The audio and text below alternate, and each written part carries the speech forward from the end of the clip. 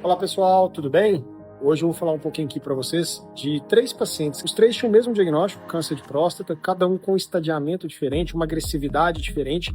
E o interessante é que a gente tomou condutas individualizadas, que eu acho que é o principal. O primeiro paciente é um paciente mais idoso, mas apesar da idade, ele corre 6 a 7 quilômetros todos os dias, e o câncer dele é um câncer 3+3 em 5% só dos fragmentos.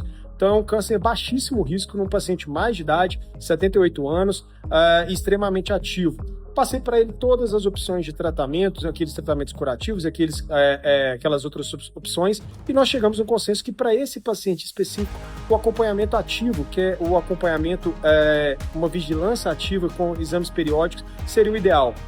E nós vamos fazer esse acompanhamento de tempo em tempo e acompanhar para ver se esse câncer vai continuar sendo de baixo risco. Outro paciente, um caso um pouquinho diferente, esse paciente veio de uma cidade de fora.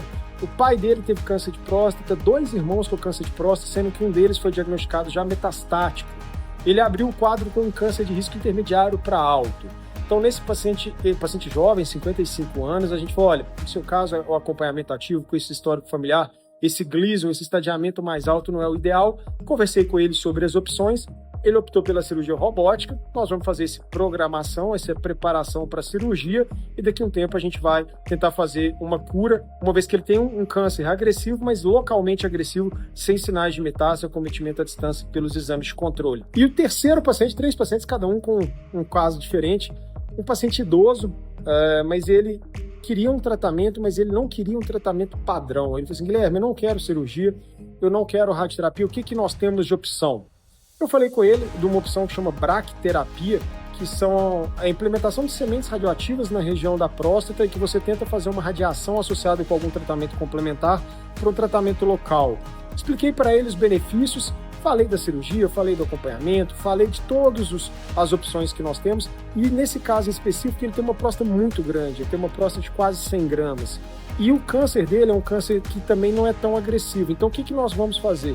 Eu pedi para ele alguns exames complementares, passei para ele a lista de opções de tratamento, ele vai realizar esses exames e ele vai voltar depois para a gente conversar um pouquinho do que pode ser feito.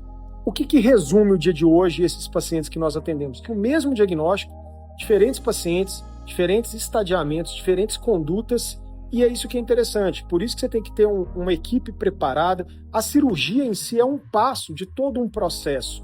Na hora que você chega ali e opera, obviamente que o cirurgião interfere no resultado, a tecnologia interfere no resultado.